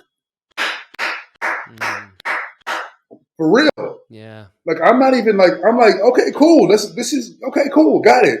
And that's what it took. Gaia said, the conversations are dumb. Like, y'all saying all Black Lives Matter because they don't. And y'all saying all lives matter because you don't want to talk about it. Exactly. Change the narrative. Y'all are saying that. Y'all are saying this because it's true. And y'all are saying this because y'all don't want to talk about it. You keep changing the subject. Well, guy goes, well, can you change the subject when you feel it?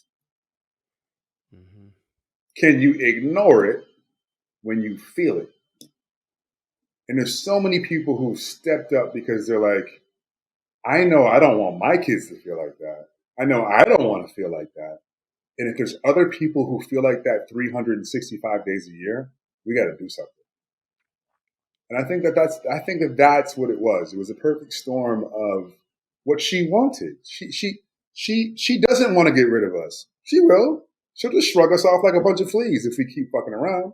Mm-hmm. But she wants to give us a chance. And the feminine spirit is giving us a chance. The more compassionate, intuitive spirit is giving us a chance to correct this, to Well, repair. and we've lived in a world for so long that has been not just masculine for the men, but the women have had to take on that role, unfortunately, a lot to feel like they can have to survive that way. And there's been such an imbalance that Right.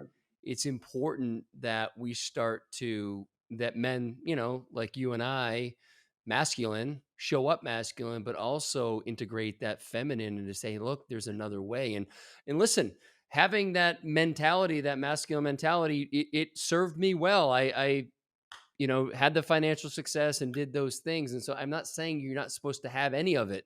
You have both, Mm-hmm. but it needs to be integrated Mm. and it Right. needs to be Right. brought out and Right. championed really. And so so Yeah. And I know we're it was such a long like it's a, people are like my commute's over, I'm done, leave me alone. But I'll say this and then we can hop off. I got to hop on another call because I'm creating a black trauma protocol actually. mm, But I'll say this because you just brought up a very interesting point. If you can understand what people meant by Me Too, right? Don't dominate me. Then you can understand Black Lives Matter. And I'll put it to you like this. When the people in the Me Too movement were saying toxic masculinity, right? That was a non-starter. You didn't want to have that conversation. Like, Cal, you're not toxic because you were born a man. Mehcad, I'm not toxic because I was born a man. What they mean is, or I think what they mean is, I don't know, but I think what they mean is, I'm not trying to mansplain it to anybody. I this is a I think what they non-mansplaining podcast. fantastic. So let me interpret it in the way that I received the criticism in my life. Is that we're all on a sexist spectrum because we were raised in a sexist society with sexist images and sexist delivery systems and sexist policies and sexist sociological structures, right? Sexist ideas. So we're all on a sexist spectrum. So it's not toxic. It's just you are a product of where you were raised. Period. Done. That's what it is. So when we talk about privilege, when we talk about white privilege, the conversation normally happens from an angry standpoint or a pointing a finger standpoint or whatever the case is, accusatory standpoint, I should say. And there's nothing to be accused of. You were born that way. It's not a bad thing. It's your human experience. So I would say this to your white listeners, which I'm sure most of them are. I think that's a safe fucking bet. Which here's the thing, which is great because it's like that was a racist thing for me to say, but we can laugh, right? Yeah. Like no. Yes. So I'm saying like we should be Yeah. able to like no one's saying I'm gonna police your fucking thoughts. No, that's not what we're Exactly. saying. We're Yeah, not I love saying that. that. We're saying stop the oppression. There's Yes. a fucking difference. Oh, I All love right, that. and so Yeah. I'll leave you with this. I'll leave you with this. The conversation around privilege should change, and here's why. If you run from your human experience, you cannot embrace your human experience.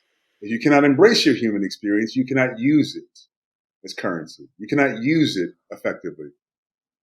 So embrace the privilege.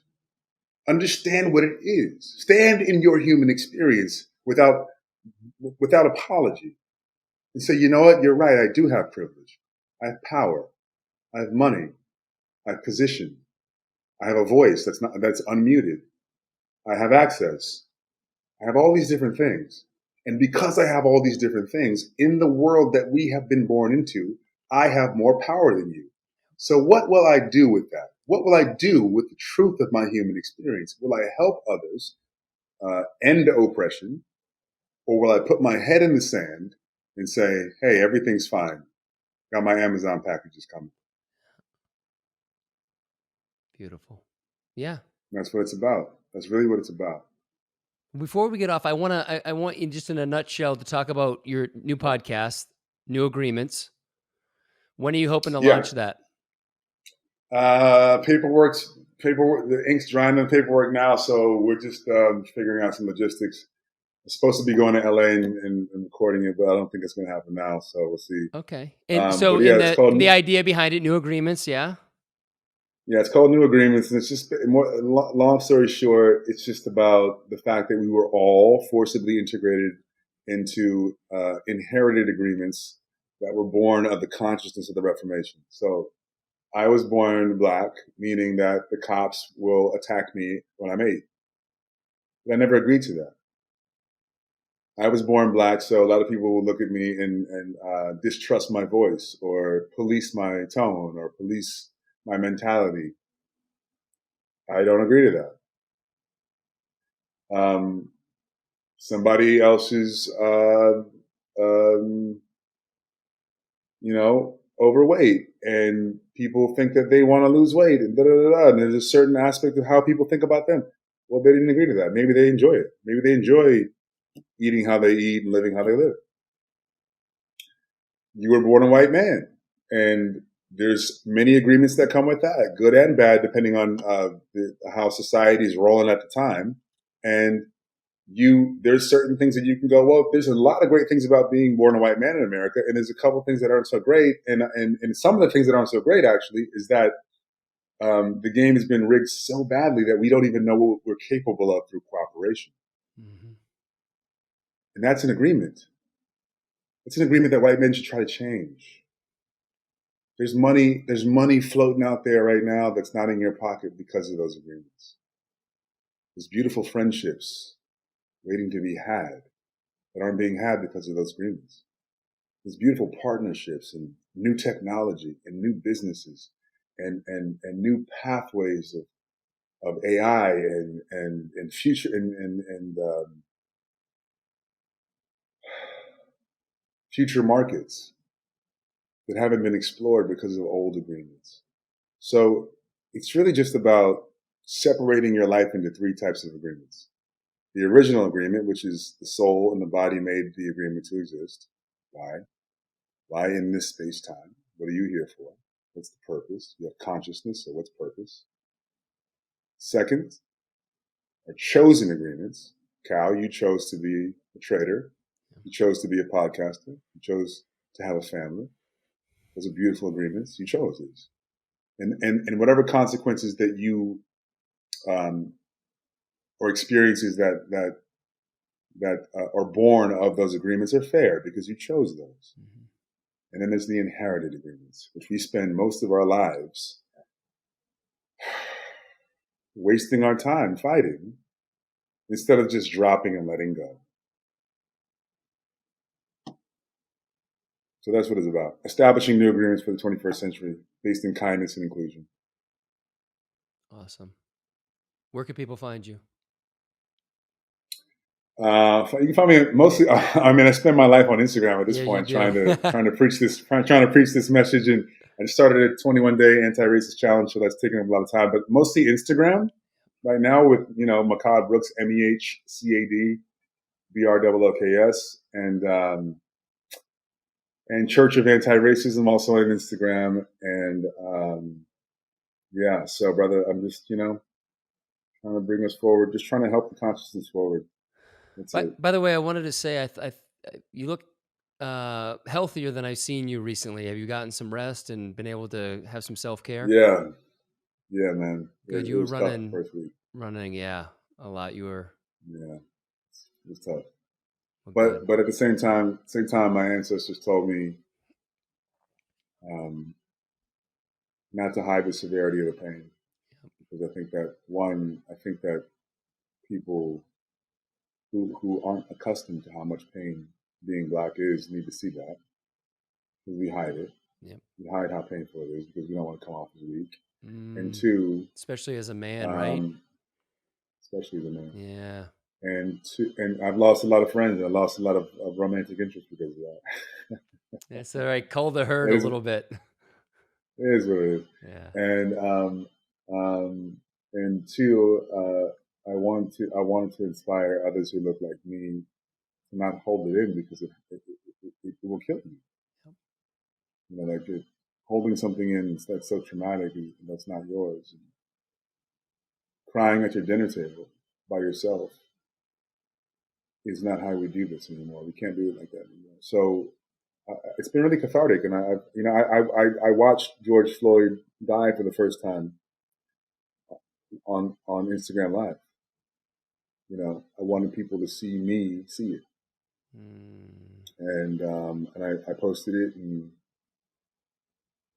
said what I wanted to say, and I think people, you know, I've gotten a lot of messages from people saying, you know, I'm so happy you did that, because, you know, I realize that this is a mental health concern for me. Like, I need help. Like I'm walking around on Wednesday and I'm fine, and then Thursday afternoon I'm on the floor crying. I have no idea why. I go, you know why? You know why? You're Black. That's why. Right. That's why. And America makes it really hard on us. They really do. The country's policies and the country's enforcement makes it really hard on them. Well, thank you. Thank you. I mean, it's amazing. Thanks for everything you shared today. I'm so I appreciate grateful. it, man. Thanks for the voice. Yeah, Thanks man. for the holding space for the voice, man. Yeah. I love you, brother. Love you too, man. Thank you. All right. And thank you so much for all the help you've been giving me lately. I appreciate it. Yeah. My pleasure.